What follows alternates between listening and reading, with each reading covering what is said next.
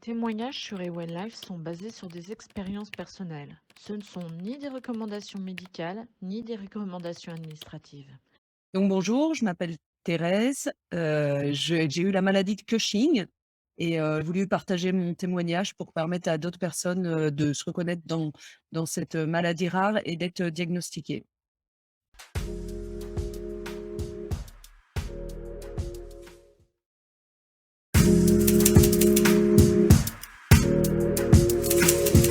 L'opération, elle est arrivée donc moi déjà j'ai été diagnostiquée, je me suis retrouvée en urgence au CHU sous oxygène parce que finalement j'avais une pneumocystose, un coronavirus, je ne respirais plus. Ensuite, on m'a fait passer une IRM, de l'hypophyse, on s'est rendu compte qu'il y avait quelque chose, dedans. On m'a fait passer ce qu'on appelle un cathétérisme des sinus pétreux, c'est-à-dire qu'on passe un cathéter à partir de l'aine des 2 côtés qui remonte sans anesthésie, c'était sympa, mais je ne veux pas faire flipper les patients. Parce que quand on en est là, on n'est plus assez près.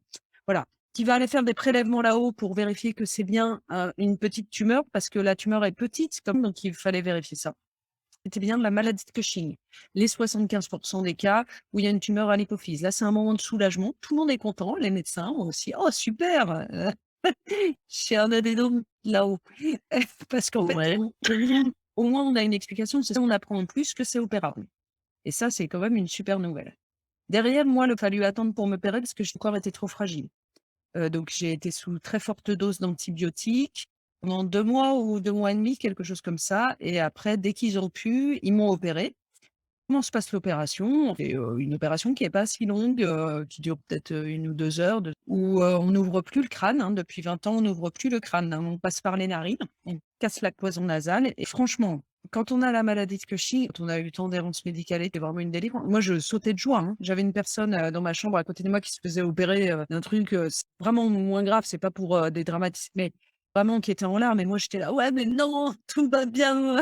En fait, c'était génial. D'ailleurs, moi, je pouvais vivre ou mourir, peu importe. Je veux dire, quand on a vécu tout ça, on se dit l'important, c'est que ça se sache et que l'histoire se termine.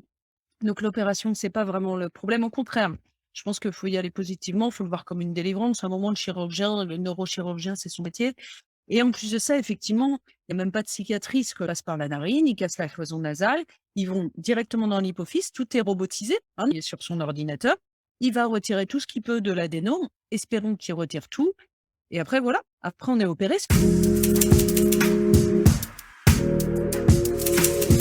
qui se passe, c'est que le taux de cortisol qui, par exemple, moi, a été multiplié par 12, il retombe à 0. Donc, on se retrouve en insuffisance surrénale. C'est-à-dire qu'on a tous les symptômes inverses. Ce qui appelle, quand on a la maladie inverse, la maladie d'Addison. C'est quand on n'a pas assez de cortisol. C'est des personnes qui ont la maladie d'Addison, qui perdent beaucoup de poids et qui se retrouvent, ce qu'on appelle en insuffisance surrénale, très souvent diagnostiquées anorexiques et très fatiguées, qui n'ont plus de force, en fait. Et quand on a été opéré de la maladie de Cushing, on perd notre fonction du cortisol, donc on se retrouve en insuffisance surrénale. Ça veut dire des traitements et des injections quand on a un stress et c'est une fonction qui peut revenir dans le temps. Moi, elle est revenue au bout d'1 an, il y a des personnes, ça revient au bout de 12 ans, il y a des personnes, ça revient pas. Voilà. Après, c'est une opération, je cache pas qu'il y a des séquelles, moi j'en ai. Le plus grave, c'est qu'elle rate parce qu'effectivement, ça peut arriver, ou alors qu'on fissure, la paroi du cerveau. Moi, j'ai une séquelle qui est embêtante, que les patients veulent pas, mais moi, je me dis que ça aurait pu être pire, qui est le diabète insipide. Venu toucher à une fonction, rénale, je crois que c'est comme ça qu'on dit. J'ai plus de robinet, moi, quand je bois. Donc je suis obligée, d'ailleurs, tu vois, je surveille l'heure, voilà. Je suis obligée de prendre ce petit médicament toutes les 2 heures pour m'empêcher d'aller aux toilettes. C'est ce qu'on donne aux enfants, qui font pipi au lit. Sauf que nous, on le prend parce que notre corps a plus cette fonction de stopper l'eau. Après non, franchement, l'opération, moi, 1 heure après, quasiment, j'avais la pêche, hein. Pour moi, c'était assez dérisoire, c'était une fête par rapport à toutes les rances, hein. Tous les patients qui ont la maladie de Cushing disent que de toute façon, le moment du diagnostic, c'est la fête. C'est le soulagement énorme et que, l'opération finalement, ils en parlent très peu parce que finalement, bon, bah, c'est super, quoi. Bah, sur les forums de la maladie de Cushing, quand quelqu'un vient en disant: «J'ai peur, je pense que j'ai les symptômes» ou alors: «Je viens d'être diagnostiqué, je flippe», tout le monde lui répond: «Tu viens de faire le plus difficile». Le plus difficile dans la maladie de Cushing, c'est l'errance. C'est clair. Pour ça que moi je témoigne beaucoup, j'essaie de mettre des choses en place parce qu'on peut faire en sorte qu'il y ait beaucoup moins d'errance. La maladie de Cushing et le cortisol est quelque chose, qui est rentré au programme de SVT du lycée.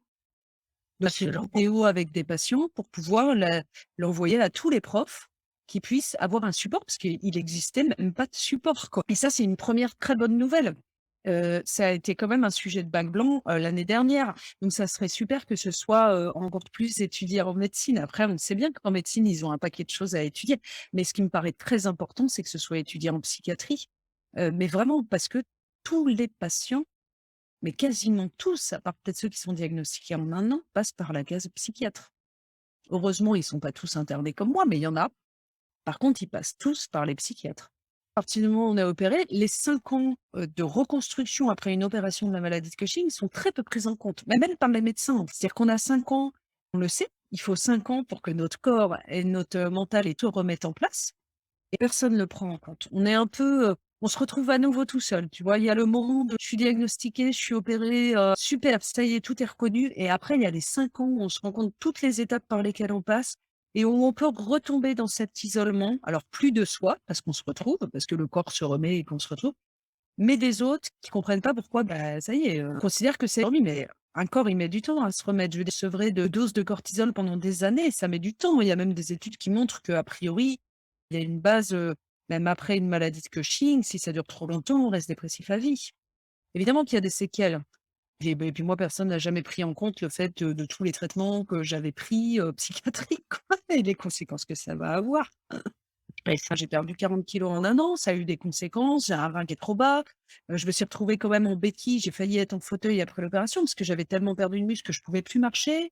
Parce que le cortisol à forte dose, c'est anti-inflammatoire, antidouleur, mais une fois qu'on l'a plus, il y a plus tout ça. Moi, j'avais des douleurs aux jambes terribles que j'ai toujours. J'ai des collants de contention depuis 3 ans que j'aurai sans doute à vie, problème de circulation sanguine, mais on a des cicatrices, c'est pas pris en charge. Avant, c'est terrible parce que on s'isole de soi et des autres, ça parce qu'on ne se reconnaît plus soi-même et que les autres nous reconnaissent plus, donc forcément ça crée un isolement.